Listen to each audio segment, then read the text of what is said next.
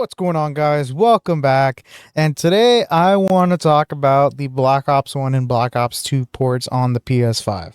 Uh, this isn't going to be a long video. I hope we'll just kind of see how long I rant for, but I want to talk about how basically these ports kind of saved Activision this year. They really did. So everybody knows Black Ops 7 wasn't the best received in the slightest.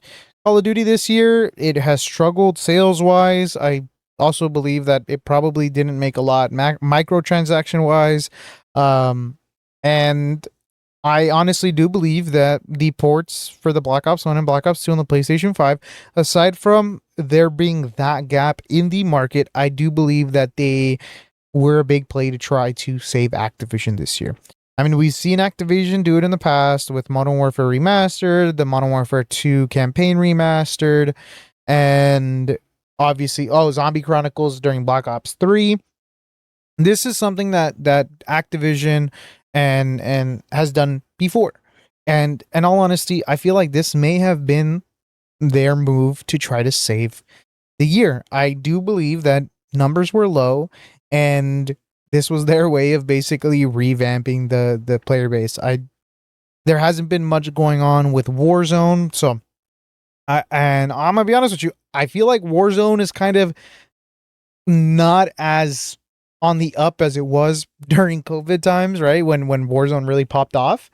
And I think Activision felt it because the numbers are kind of showing it. You know, we have Black Ops 1 and Black Ops 2 being some of the top played games on PlayStation at this moment. So right now, current estimates between both games, we're talking about 7 million players active weekly. That is a really, really high player count. And when you compare that to basically the entire current COD of Black Ops 7, Warzone, Zombies, campaign, multiplayer, you're talking less than 5 million players weekly. So yeah, we're talking like, and this is just on PlayStation Network. So we're not talking obviously all platforms combined, but yeah, you can just tell by these numbers, this basically it was a real big save for Activision. I think they saved them number wise. You know, it was probably overall to help, to help their bottom line, basically, right? And current estimates are around 400 million in revenue from the release of these ports on PlayStation 5, which is massive. I think there was reports of like something like 11 million units sold in like a month, right?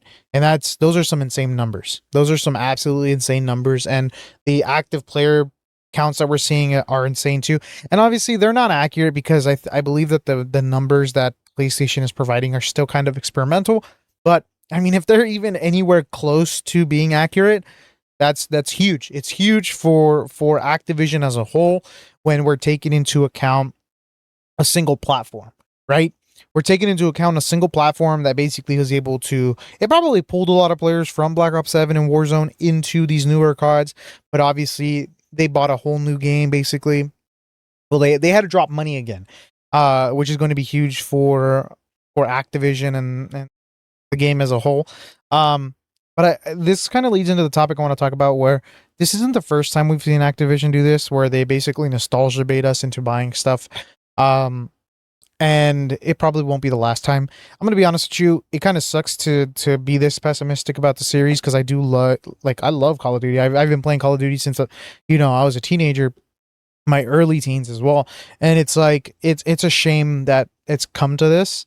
But I mean, it makes sense, man. It makes sense. They're really milking this cow dry, and they're really not innovating anymore, man. Like when you look at Black Ops 7, there's a bunch of just older Black Ops maps in there, and when you look at the current Modern Warfare series, it's just older Modern Warfare maps from the golden era of Call of Duty.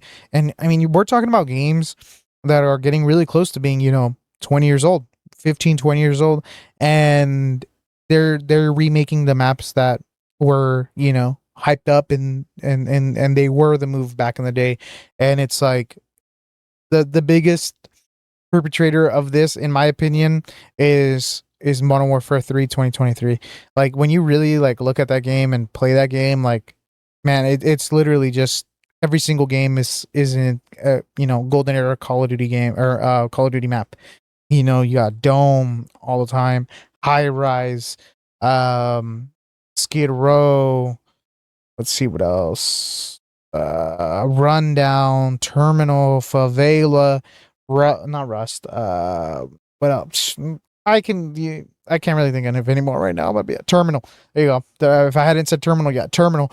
But yeah, it's just a bunch, right? And we got the same thing going on in the Black Ops series. They're not any different. They're not exempt from criticism. But we got Raid, Nuketown, Hijacked. Trying to think of a couple others, but nothing's coming to the top of my mind right now. But you get what I'm saying here. You understand the point I'm trying to make, which is they're reusing maps. They're reusing, and I get it, map design isn't easy, but it doesn't change the fact that they're reusing maps. They're obviously playing off the nostalgia that classic Call of Duty fans will feel. And I'm going to be honest with you, up to a certain extent, they kind of have to for from a monetary perspective, because it's like, if your fans are under the age of 18, I get it, it's an 18 plus game, but we know that there are younger kids playing. Like, let's not kid ourselves here. And it's like, they're not the ones with the money. The ones with the money are those above 18 and older, right? And who's more likely to shell out money for a game? It's going to be the dudes that got even more money than the guys who are just getting into jobs right out of high school. So it's like, they've got to use that nostalgia factor to be able to bring the people with the money into, their ecosystem and to play their games. Like, look at the Black Ops 1 and Black Ops 2 series. They released these ports and you still got to pay for the DLC on the side. I think they were saying it's like an additional like $40 for all the DLC, because it's $10 per DLC pack. So if you want to play Black Ops 2 with all DLC, you're dropping $80.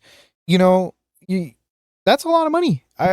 That's a lot of money. And it's like, if you're doing the same thing on Black Ops 1, now you've just dropped $160 on games.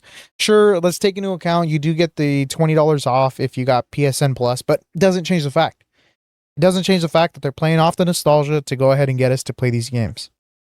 But yeah, that's basically all I wanted to talk about, was just, Black Ops 1 and Black Ops 2 ports on PlayStation 5 really saved Activision here, and they played off the nostalgia to do it. And I'm with Modern Warfare 4, the beta opening up here in 2 weeks, I'm not going to be surprised if we see a very similar thing happen. If we see a very similar thing happen to them, basically using nostalgia to get these games, I'm curious to see. I'm curious to see what's going to happen. I'm very excited for Modern Warfare 4, that block game mode where basically the map's going to change. I think that's a really cool concept. I'm really excited to see how that's going to work out. I'm trying to not get too much information of the game, but I feel like I should, so I can cover it on videos. But yeah, I mean, I'm excited for the game. I'm excited to see where it goes and see what happens. But yeah, thanks for watching. Let me know your guys' thoughts down below. If you guys are playing the ports, what are you guys' thoughts on them? And I'll catch you guys next one. Thanks for watching. Later. Bye.